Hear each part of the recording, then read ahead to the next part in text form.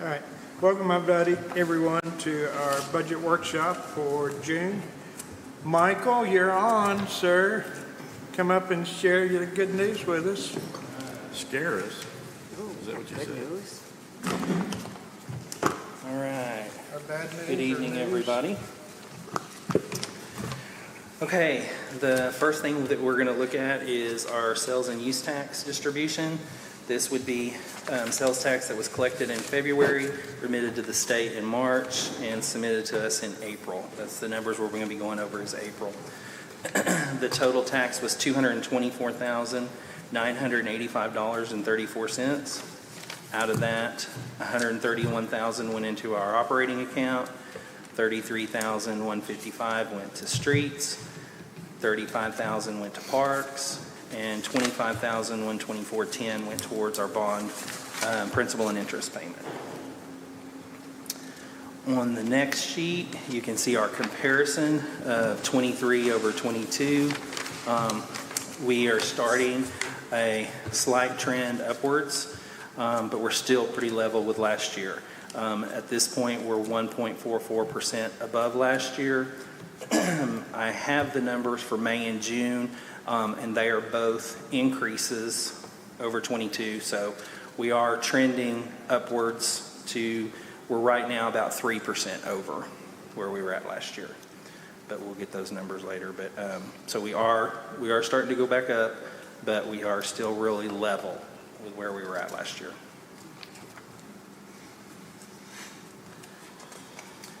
The next page, on page 3, that's just our graph, kind of showing our sales and use tax comparison year over year.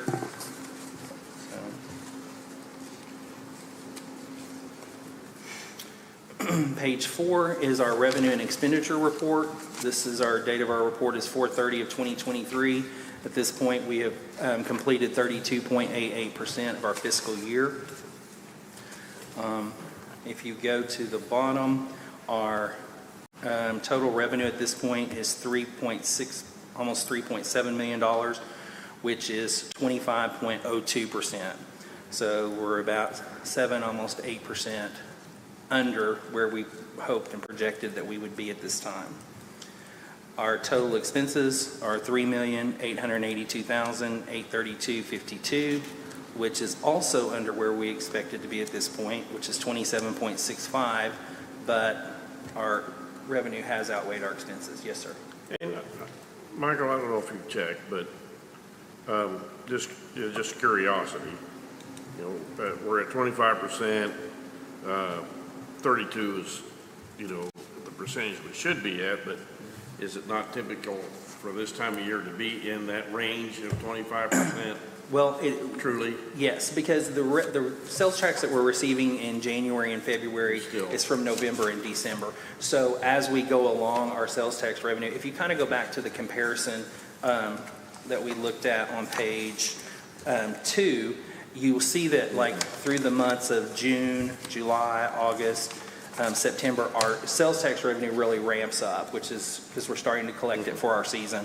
And so we start getting that excess money, and a lot of our expenses, you can kind of go through our expenses, and some of our expenses you'll see it are at 100% because they were front end. Right. They were front loaded. We had to pay them in January or February. So we see this, and actually I pulled the numbers just to kind of see where we were at in June as of today. And right now on this one, at the end of April, we were $183,000 short. At the end, as of today, we're $44,000 short. But we have other big monies that are coming in. We got our check for the ambulance authority. It was higher than we expected, so we got that this week. We will start. We have finalized the bill to send to the CAPC, so that first check from them will be a pretty sizable check. That'll go back into our revenue stream. So we have some big things that are coming up that are outside of our norm that will help bring that back into line. I was going to ask about the CAPC bill. Yes. So you've got one. Yes. Mm-hmm. We build them for all of the Christmas decorations, and they paid for that. And then we have the bill completed to send them to, and their first payment on that, just to kind of let you know how that's going to work, they're going to pay for their change orders, which is close to $100,000, I believe, and then their first payment, which is $45,000, somewhere along in there. So their first check's going to be about $150,000 to us. So what I'm hearing you say, and I'm just making sure, when we look on page 2 with our comparative summary, this year we had 189,000 in sales tax. Last year was 182. So by comparison, that we're really up from last year. Yes, that's 5% change. It's $6,000, but that's a 5% change over that month Right. For the year, because when we started out, we had some months where it kind of dipped down a little bit. We've recovered that from the slow months, and we're now to a 1.44%. So this kind of represents almost 1.5% increase from last year, year to date. Yes, in our sales tax. Yeah. Yes. And I have our sales tax numbers our sales tax number for May was a little over 273,000, and our sales tax number for June was a little over 265,000. So when I put those into my spreadsheet, we're 3.10% above where we were last year. Because we get our sales tax on between the 23rd and the 25th of the month. So I've got it for June. I've got our money. That's pretty close to flat. Yes. Which is kind of what we had predicted. That's what we had predicted it. So.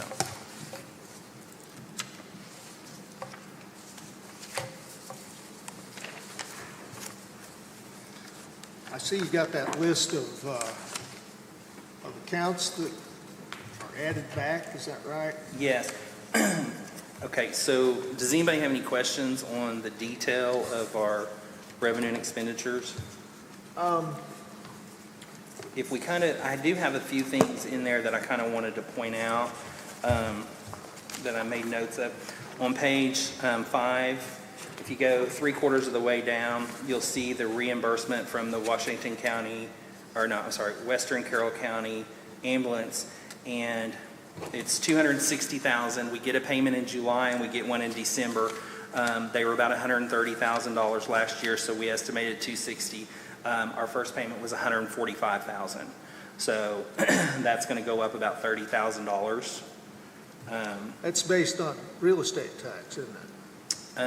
It's a percentage of real estate tax, I believe.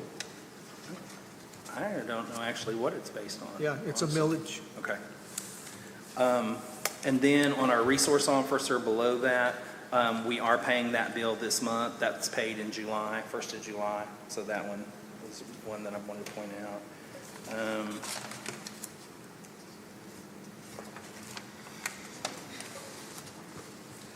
I got a question on, well, it's 4115, the transfers in, where's that coming from? Okay, what happens is, since we have a sales tax that's tied to our bond, whenever we get our sales tax money, the 1% that we get comes directly to us. The 1% that goes towards the bond actually goes to Regions Bank, and then they transfer the money to us. So what we have to do is we include that down in our debt service, and so we list that income there. We take out the amount that we're using for the debt service, and then we send it to the general fund. So that transfer in is that other sales tax that's coming in. Yeah.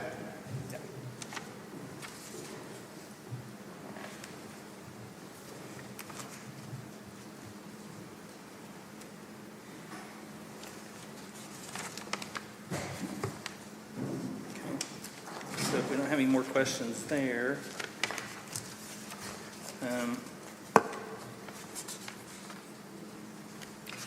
I noticed the police department's have spent 76% of their overtime already. Yes. I reached out to Brian about that, and I think that has to do with the dispatcher. They were down a dispatcher for a while, and so a lot of it, not all of this by any means, but a good portion of it had to do with their dispatchers working overtime to cover for that position that they were down. Oh.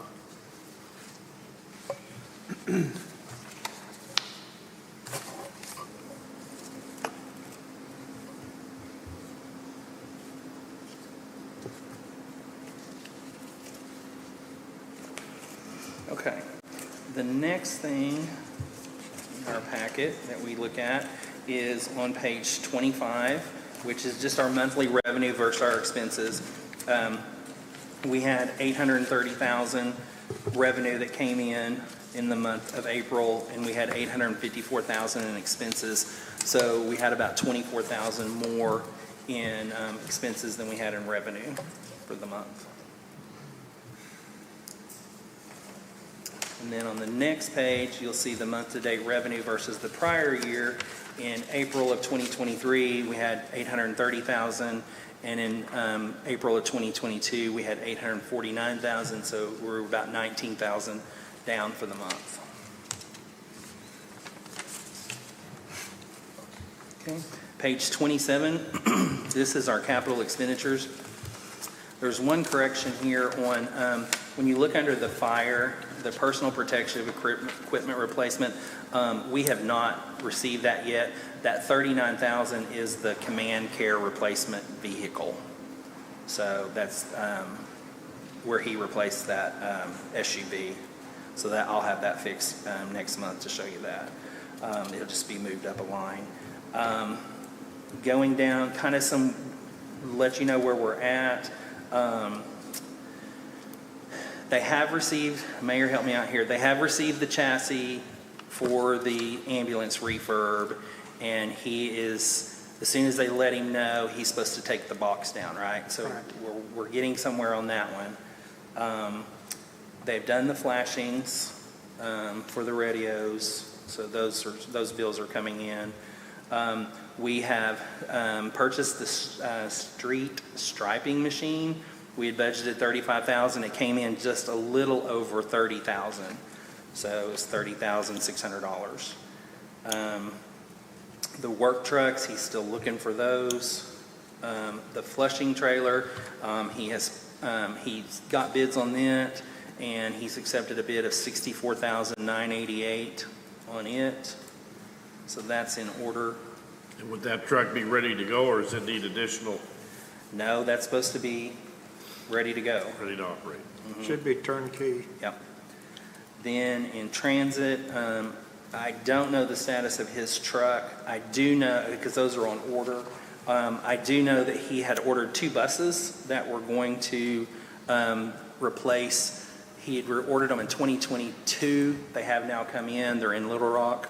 So he's just waiting for the clearance to go pick those up. And they're going to pick those up this week, I think. Okay, there was gonna be, we thought we were gonna have a little bit to pay on that, but we don't. They're covering those 100%, so we're gonna get 2 brand-new buses.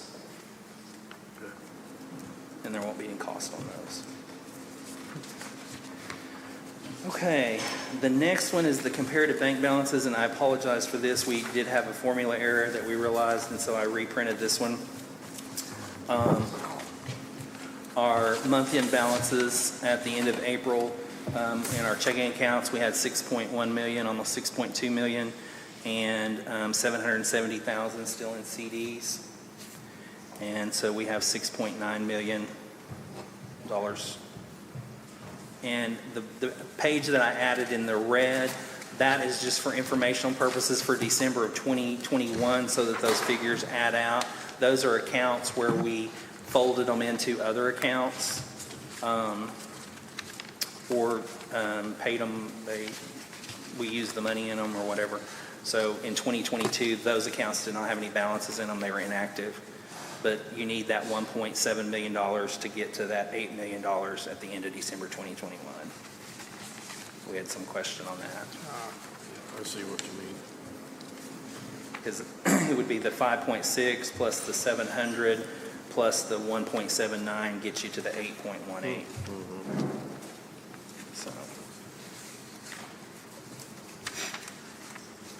So we have used some of our cash, but we've, a good portion of that, we've spent $250,000 in capital expenditures. So it's,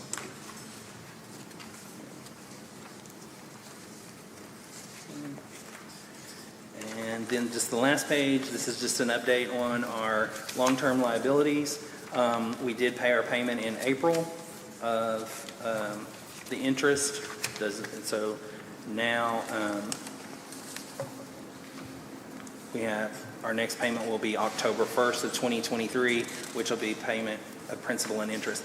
And just to kind of explain this, because this reflects back to Harry's question, the way this bond works is because the bond is tied to a sales tax, that sales tax, what they get from the state, goes directly to the bank. And then they take out the money, and what they have done is they have taken the interest for the year, and they've taken the principal payment for the year of how much that's going to be. They divide it by 12. And so on your very first page where you see the bond payment that they took out at $25,000, that's what that is. And so then whenever these payments come due, the money is already there in the account at Regions, so we don't have to come up with the money at that time, because that's what that sales tax is for. Of which we have 5 years, including our 2023 payment left to pay on that. Yep. And that will be history. Yes. 4 years. No, we got 27, 23 to 25.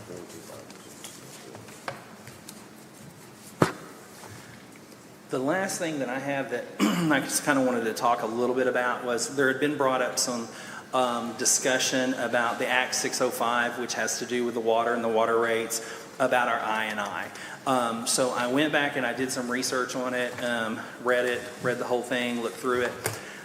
The part that's in there about where it kind of talks about I&I is it says that the city is going to be required to deposit a minimum of 5% of our annual gross revenues from water into an account that's dedicated to refurbishment and replacement, is what they want that account dedicated to. Refurbishment and replacement does not include extension or enlarging or whatever you want to call it. Right. So It strictly relates to what you have. right. But ours, the way our ordinance number 2255 states, is that City Council has determined that rates and charges need to be increased for services as when we enacted I&I of the system in order that there will be sufficient funds available to operate and maintain the system. So I think we're okay on that. We might have to do a little bit of wording change, but if we took our water, all of our water and sewer, and we took the 5%, that would be around $100,000. We currently budget $300,000 into I&I. So we are well above the 5% that they're requiring, so I don't think we're having any problem there. Well, if the 5% is strictly for We could what is designate- existing, Yeah. then that still gives us 100 for expansion. Right. Yes. If, good you know, idea. I mean, that, Yeah. if we need to I mean, if divide we it. decided we want to divide it that way, we can. Yeah. You know, and this isn't something that's going to happen tomorrow, because these are things that are going to be enacted over the next few years.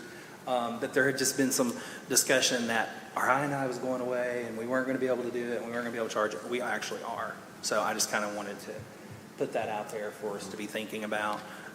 But we might want to just do some wording. Let me ask you this too, because our I&I is 300, well, we collect it all underwater, even though we Yes. divide it between water and sewer, so I guess that really doesn't matter. It only has to do, we only collect it underwater. Yeah. we only It's on collect it water, underwater. it's based upon your water usage of how many gallons of water that you use. So But we we put it can, into but revenue. we can disperse it water-related, Yes, sewer or. water and sewer related. There's no restrictions on that. It has to Yeah, just be, the state does not restrict us. no, Okay, no, this is our Okay. account. good. So we're okay. I really believe we are. Yeah. So. Any questions on anything? Well, I'm kind of glad to hear that our Us too. I&I is way ahead of the 5% annual Yes. that they want to do, so. Well, and what We've that always has- we've always been ahead. We've never been dinged by the auditors on 605, Act 605. No. So we've always contributed money toward our maintenance and infrastructure. The I&I was also to help us out with to make sure that we had that, but also make sure we met our covenants and covered that area. Because for a long time, that's where we weren't its covenants. Yeah, that old sewer bond required a 20%. Sewer water, yeah. And if when you read through the act, the things that they're changing, that are coming out, have a lot to do with what they're trying to do is they're trying to make sure that should your whole system fall apart or a good portion of your system fall apart, that you be able to fix it. And that's why they're doing the rate studies, and the smaller towns with the smaller budgets are having a smaller window of when they have to get their rate studies done. I think ours is 2026 of when we have to have our rate study done by, the size of our city. But a lot of it is based upon, they're wanting to make sure that they have the reserves and that they have money coming in to maintain those water systems. And so a lot of, when you go through it, when I was looking through a lot of the bullet points and everything, it was making sure that the city was not in a position to where they were failing to take care of their water department. And, you know, we've done a good job with our I&I for, you know, that fact, so. I was asked by a citizen of why we won't have a public meeting and workshop about the water department, but it's got to operate like a business. It's got to hold its own, and state law pretty well dictates that, especially with 605. So we got to do it. It's not a matter of, yeah, I wish we had free water. You know, wishes were horses. Yeah. And that's a lot of what their bullet points are in there, is making sure that we are fiscally looking at it, we're keeping our eye on it, we're staying up with it, and we're not letting it get out of hand.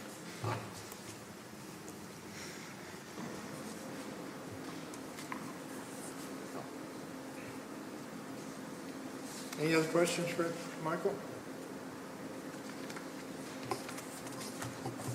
All right.